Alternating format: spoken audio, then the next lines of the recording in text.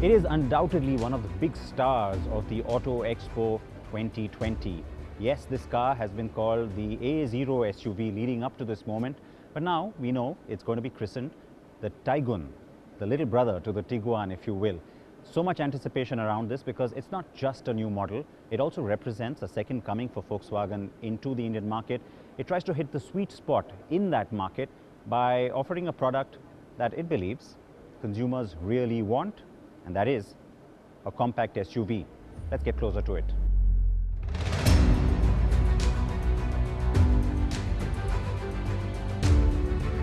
All right, so facts. What do we know about the car?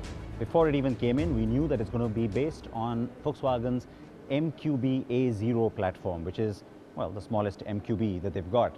And it's the one that spawns, yes, the new Polo globally, but also, yes, the T-Cross that we've all been talking about. So is this the T-Cross? In some ways, you can say that the answer to that is yes, but in many ways, the car has been adapted completely for this market. And so in terms of shape and size and footprint, it is similar, but it has very different attributes. What it will also share besides the platform with the T-Cross though are the powertrains. But before I get into that detail, take a look at the styling. It's robust, it's masculine, very upright and very straight. The whole idea here is to really go after that typical SUV stance. So straight face, very impressive, robust and almost rugged looking front grille. The bumper translates that same sort of energy because it's high and it's got sort of sporty elements thrown into it.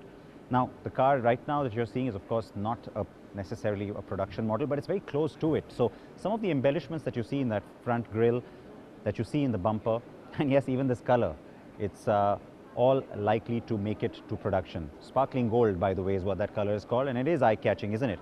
It also helps you to pick up some of the nice ridges and some of the chiseling that's been carried out in that hood, which sits nice and tall. It's not clamshell, but it's still got that little height, again to imply SUV.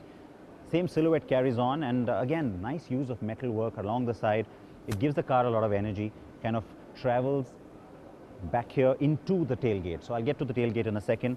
But again, the wheel arches emphasize the SUV stance, nice big wheels as well. Some of this, we'll have to wait and see what makes it to the production model, but I can tell you that there will be essentially three variants when it comes to the kind of drivetrains you can expect. So you've got the 1-liter TSI, which will have a manual as well as an automatic option, most likely 6-speed.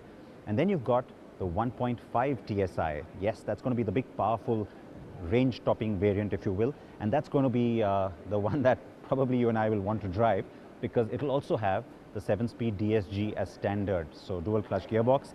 And in terms of appeal, that car becomes the sort of urban, high-end, typically Volkswagen model, while possibly a more competitive strategy with the 1-liter is what we can expect. So these are all things that are speculative at this point, but we'll have to wait and see how all of that translates when the car comes to the market. Now, I like the idea that you've got a lot of contrast happening. So while it's not a dual tone roof, you've still got a black roof, the black mirrors.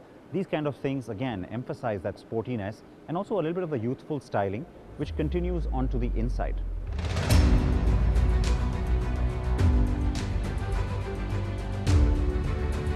So still not quite sure if elements like this will make it to production, but I hope they do, because it gives you the chance to customize, to add a little bit of that personal flair to the car, and some of this detailing could even be carried out at the dealer end. What I can tell you though is that at the back you see this very impressive, urban, very modern looking rear end.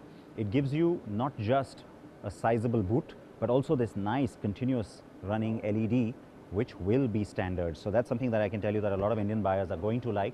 And then it's the boot itself. Definitely bigger than a hatch and definitely competitive enough in the current scheme of things when you talk about competition. There is space down here right now, though of course I expect a full-size wheel to come in later on.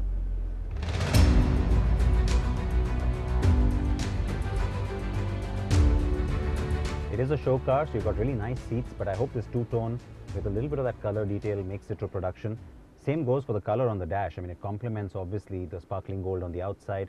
That's a nice touch, and again, we don't know if that will make it to production, but what I can tell you is that I hope it does, because it adds a youthful appeal. It also adds a real character, and like we've seen with the T-Cross in Europe, it gives a very different sort of a different image to Volkswagen, really. From being stodgy and sort of typically German, this becomes colorful and youthful, so that's something they should certainly consider. There's a nice backlit panel here, almost like ambient lighting. Now, I accept that that could be just for the show car, but that's nice too. You got a touch screen that's very good in terms of its slickness. It's intuitive, it's easy to operate, lots of functionality and features that will come into that.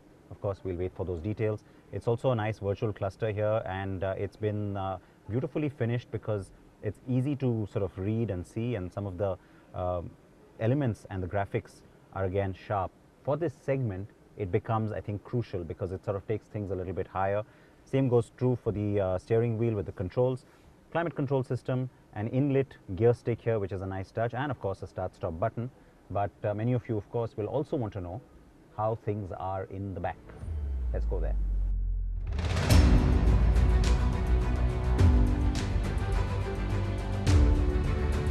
So the first thing that strikes you is the sense of space, because you've got good amount of headroom and really decent legroom too.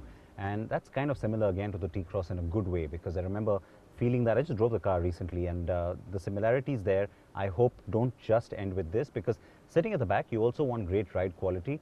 That's kind of a hallmark of most VW cars, and we've been promised that we will get a typical VW in terms of its driving style that includes ride and handling. And so, yeah, that's something we'll look out for, and I can finally get this on the road. But dual AC vents, two little USB spots down here, both USB-Cs in the front as well. So Volkswagen might consider doing maybe one regular USB and then one of the smaller ones. A little bit of space there for storage. Carved out seats gives you extra knee room, and then that little dash of color again. I hope they're listening. That needs to come in because it creates a nice individuality, goes with a little detail on the seat, and on the whole, good seat back angle, nice under thigh support, surprisingly. So a good place to be really at the back. And I think given the Indian market context where people like to buy and then sit at the back, this bodes well.